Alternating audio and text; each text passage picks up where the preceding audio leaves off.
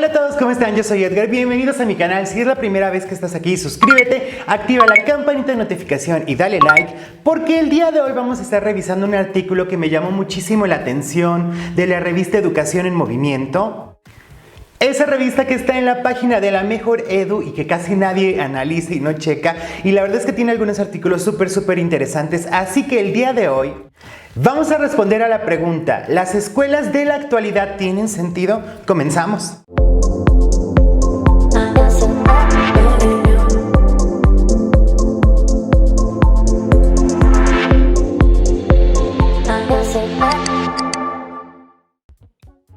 Como observamos en pantalla, tenemos la revista Educación en Movimiento, que como tal La Mejor Edu tiene en su página de internet. Tristemente creo que no se les ha dado la difusión porque hay algunos artículos bien importantes y como les mencioné, me gustaría que me dejaran en los comentarios si les gustaría que analizáramos aquellos que son relevantes para nuestra función. Entonces, en este documento vamos a encontrar el siguiente artículo que llamó mucho mi atención porque nos hace reflexionar sobre qué necesitan las escuelas en este momento. Bien, como observamos en pantalla, el artículo se llama Modelo para refundar las escuelas de educación obligatoria por José Santos Ruiz Enríquez, consejero ciudadano de la Comisión Nacional para la Mejora Continua de la Educación. El documento comienza explicándonos que las épocas de crisis siempre ayudan a que como sociedad construyamos nuevos aspectos, nuevas soluciones ante las problemáticas que vivimos. En un primer momento se analiza todo lo que dejó como tal esta pandemia que estuvimos viviendo y que seguimos viviendo, en específico en cómo ha ayudado al cambio de los modos de funcionar de la escuela. Como observamos en pantalla, esta situación que estamos viviendo hizo replantearnos, ¿no?, cómo trabajar a distancia, la importancia de la tecnología en algunos momentos, el modelo híbrido en el día de hoy, que son retos importantes para todo sistema educativo y también pusieron en jaque y cuestionaron la funcionalidad de nuestras instituciones. Otro punto importante es que retoma que qué pasa si la nueva escuela mexicana debe de proporcionar como tal aprendizajes de excelencia, inclusivos, pluriculturales, colaborativos y equitativos. Por lo tanto, es importante analizar si sí lo logramos en este momento en que nos dimos cuenta que nuestra educación no era funcional para el siglo XXI. En este documento observamos lo siguiente: ciertamente en tiempos de pandemia, como ustedes saben, las escuelas han cambiado su forma de funcionar. Tuvieron que flexibilizarse y pasaron de las clases presenciales a las virtuales. En cierto sentido, desaparecieron físicamente. La sociedad les exige que se ponga a la altura de las circunstancias presentes y futuras. Y eso es un punto importante a considerar. Es evidente que las escuelas ya no pueden seguir a las expectativas de qué pase, ni ir como nos va llevando las crisis. Por el contrario, debemos de pensar hacia el futuro qué requerimos en las escuelas y qué requerimos en el sistema educativo para hacer frente a estos dilemas y a estas nuevas tendencias a las que nos enfrentamos. En este sentido, el artículo reconoce que debemos de contar con escuelas de puertas abiertas, donde se constituya realmente una comunidad de aprendizaje, de manera colaborativa entre los actores educativos principales. Este es el argumento para llevar al centro el nuevo proceso de enseñanza-aprendizaje en la nueva educación obligatoria, y así lograr como tal la formación integral, las capacidades y habilidades cognitivas, digitales y socioemocionales para desarrollarse excelente en lo personal, social, profesional y laboral y resolver cualquier situación que se presente. Por lo tanto, la educación necesita recuperar su sentido y urge que hagamos algo diferente para conseguir resultados favorables. En este sentido, yo quiero agregar lo siguiente. Ante esta situación que vivimos, nos dimos cuenta que el estudiante puede aprender en casa con ciertos aspectos. La familia debe de apoyar de una manera específica el papel del docente, el papel de la sociedad en la construcción de ambientes de aprendizaje para nuestro estudiante. Esto nos obliga a reflexionar y a pensar qué tan útil es la escuela como edificio. Por el contrario, lo que se deben de reconfigurar son los procesos que ahí ocurren: el currículum, las prácticas docentes, la relación con todos los actores educativos y la funcionalidad evidentemente de la escuela. Algunos datos que nos da este documento sobre aspectos educativos en relación con la pandemia que estuvimos viviendo y que es importante que analicemos son los siguientes. Con base en la UNESCO, 191.195.323 estudiantes fueron afectados por cierres parciales o completos de las escuelas, es decir, un 10% de los estudiantes que se encuentran matriculados. La Comisión Económica para América Latina y el Caribe, CEPAL, nos da los siguientes datos. La interrupción de la escolaridad presencial ha afectado a 167 millones de estudiantes en todos los niveles educativos.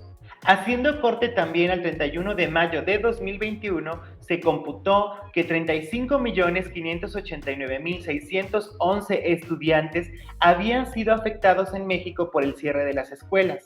Además de las afectaciones por las actividades escolares no presenciales en el ciclo escolar 2020-2021, 1.539.529.000 de 3 a 18 años no se inscribieron en la escuela por miedo a la situación que estamos viviendo y también por falta de recursos económicos. Entonces, vean, esto es un dato súper importante que arroja el INEGI y que nos hace reflexionar que entonces el modo de configurar y de entender la educación no debe de ser como solamente un cuadrito o un edificio escolar. Por el contrario, tenemos que cambiar.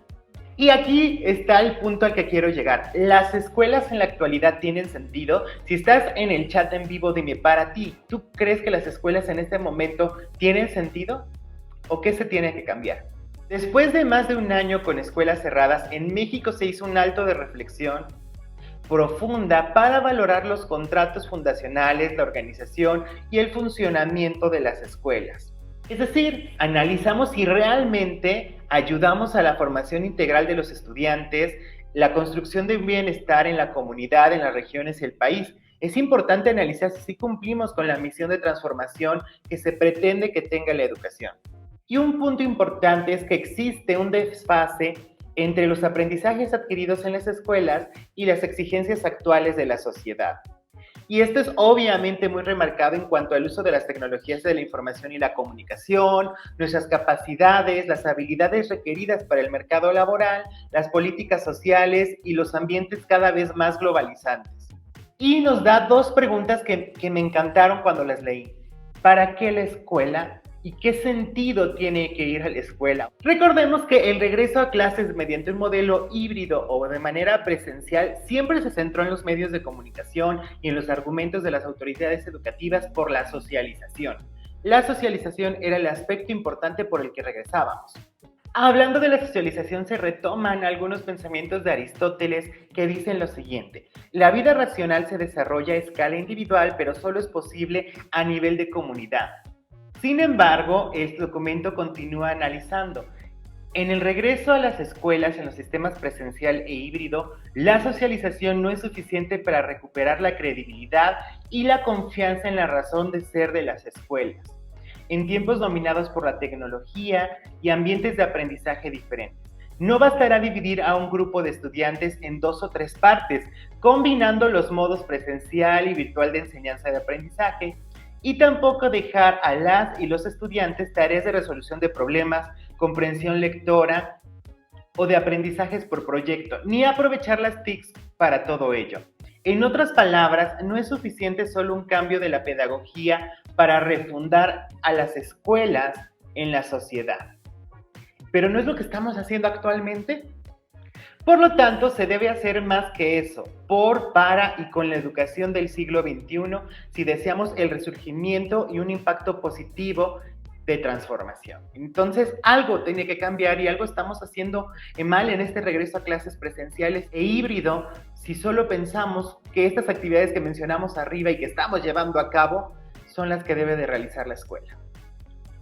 El mismo documento también da una alternativa para refundar las escuelas de educación obligatoria de cara al año 2050. En este sentido, el documento establece una estrategia para unir como tal a este binomio de escuelas y comunidad y se propone un modelo tetraédrico para la educación obligatoria, que se observa en pantalla en este momento. Como observamos en pantalla, este modelo tetraédrico para la educación obligatoria tiene varios puntos importantes a analizar, ¿ok? En los vértices encontramos a la E de estudiantes, maestras y maestros con la letra M, D de directivos y P de padres de familia y tutores. Y también en los colores encontramos a la educación inicial, la educación preescolar, primaria, secundaria y en color azul la educación media superior. Esto estaría hablando del trayecto de escolaridad hasta los 18 años. Bien, como observamos, este modelo se centra en la participación colaborativa, en los actores relevantes al interior de la escuela. Los vértices se refieren a esos actores que ya mencionamos, mientras que las aristas representan las relaciones de los actores clave, es decir, la longitud de la arista simboliza su frecuencia. A mayor interacción, la arista aumenta su longitud. Al mismo tiempo, significa que disminuyen las desigualdades por prácticas continuas de una educación diferenciada, pertinente e inclusiva. Regresemos al modelo. Entonces, entre más largas sean las aristas, existe una mayor relación, ¿ok? En el caso de la educación inicial observamos unas aristas largas entre directores y padres de familia, maestros y estudiantes.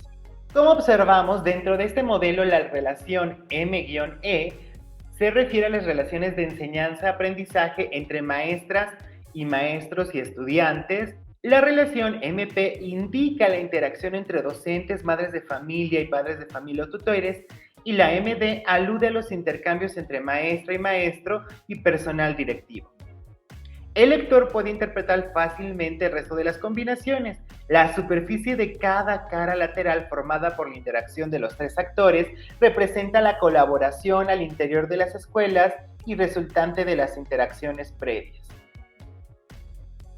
Entonces, vean en qué consiste como tal estas relaciones entre aristas y vértices y cómo proponen realmente una educación colaborativa entre todos los actores. No solo dejar al maestro y a las escuelas el papel de construcción de conocimientos. Pero obviamente esto implica cambios profundos en nuestro sistema educativo. En este sentido, el documento establece que las escuelas de educación obligatoria deben cambiar sus procesos en función de los resultados que la sociedad actual exige. Estos procesos son de interacción máxima y simultánea y frecuente entre los actores educativos relevantes de las escuelas con tendencia a una práctica común. La escuela es el lugar en donde se suscita el intercambio de ideas, experiencias, estímulos y en donde convergen los esfuerzos de los docentes, el alumnado y las familias, así como otros actores. Si nos damos cuenta, maestros, en la figura número 2 observamos las interacciones que existen entre los actores educativos. Esta es la unidad número 2 del modelo para la educación obligatoria. Acá encontramos a los padres de familia, al estudiante, al docente, al director y al maestro.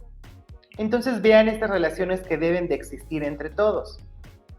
Entonces, refundar la escuela significa reorganizar todo el sistema educativo que comprende tres componentes: la convivencia humana, el currículo y el extracurrículo. Una vez que analizamos esto, nos damos cuenta que existen grandes retos para el sistema educativo y que la nueva escuela mexicana se está quedando corta, pues en los ideales, porque el día de hoy la educación se debe de transformar hacia un lugar más amplio. Otro punto importante es que existen algunos alcances principales de este modelo. Primero, es que se debe de ajustar a los niveles de educación obligatoria y a la visión de futuro de la educación. Por lo tanto, la nueva escuela mexicana y las políticas nacionales deben de realizar modificaciones. Otro punto importante es que parte del respeto de la dignidad de las personas, la promoción de los valores y derechos humanos y de la igualdad de género para la convivencia armónica, la paz y el bienestar de las comunidades. Se centra en la atención colaborativa, la participación de todos los actores al interior de la escuela, pero también fuera de ella. Por lo tanto, encontramos nuevos espacios y ambientes de aprendizaje. El día de hoy estamos conscientes que la escuela y que fuera de la escuela se puede aprender. El objeto de transformar positivamente a la escuela se apoya en el sistema de la educación liberadora y popular de Paulo Freire, a través del diálogo, la pedagogía crítica y la conformación de comunidades de aprendizaje para incrementar y emancipar a las y los estudiantes. También debe de desarrollar como tal el pensamiento creativo, matemático, las capacidades disciplinares, las habilidades digitales, socioemocionales, artísticas, culturales y deportivas, así como el cuidado de la salud y del medio ambiente en la inclusión. Otro punto importante, como analizamos, es que debe desarrollar de manera transversal e integral los contenidos del currículum y hacerlos corresponder a lo largo de toda la educación. Es decir, esos contenidos se deben de reflejados desde educación inicial hasta educación media superior. Y también nos da el punto importante a considerar: se debe de potenciar el involucramiento de madres y padres de familia o tutores en las comunidades de aprendizaje de los niveles educativos, con énfasis en educación inicial y media superior, es decir, en esos dos extremos. Se debe poner mayor atención.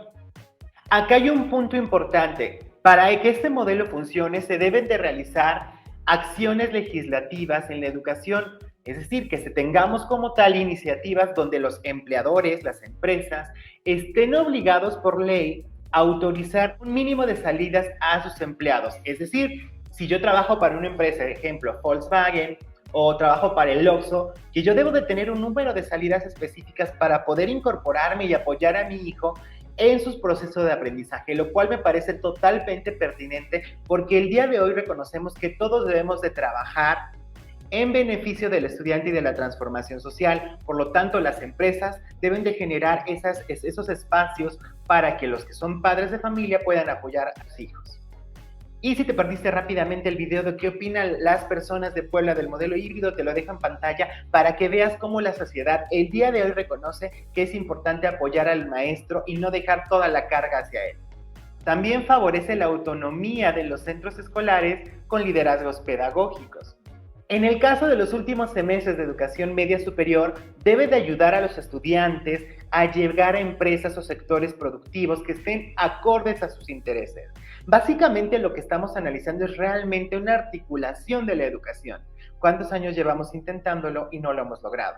En este sentido, también debe de reestructurar la formación continua y el desarrollo profesional docente a través de una estrategia nacional para la formación, donde todos nos debemos organizar para apoyar en esa formación. Por lo tanto, maestras y maestros, esto representa a las escuelas de educación obligatoria de puertas abiertas y la construcción de realidad y la construcción real de comunidades para el aprendizaje y para la toma de decisiones. Para finalizar este video, quiero que me comentes qué opinas de este modelo, a qué reflexiones te lleva y cómo lo podemos analizar y vincular un poquito desde la escuela. A mí me parece un artículo sin duda muy importante y que nos ayuda a reflexionar que la educación no puede esperar otra pandemia para cambiar. El día de hoy tenemos que cambiar. Ojalá y aquellas autoridades que proponen modelos educativos, que proponen acciones centradas desde una visión, retomen este documento, que les haga algo para reflexionar, que les permita valorar que el día de hoy la educación no puede seguir igual y no podemos seguir pensando en que solo se aprende de manera presencial en las escuelas. Si este video te gustó, dale like, comparte y suscríbete y activa la campanita de notificaciones para que YouTube te avise siempre que tengamos un video nuevo. Y generalmente lunes, miércoles y viernes a las 7 de la noche tenemos videos grabados para ti o videos en vivo. Así que activa toda la campanita de notificaciones para que YouTube te avise. Y quiero que en los comentarios me digas, ¿te gustaría que a la semana analicemos uno de estos artículos que nos ayuden a mejorar nuestra práctica docente, que nos ayuden a reflexionar? Te leo en los comentarios y sígueme en Instagram como Edgar Valladares, en Twitter, apóyame, y en Facebook como Ed Valladares Merino. Y recuerda que aquí tú y yo juntos aprendemos. Bye.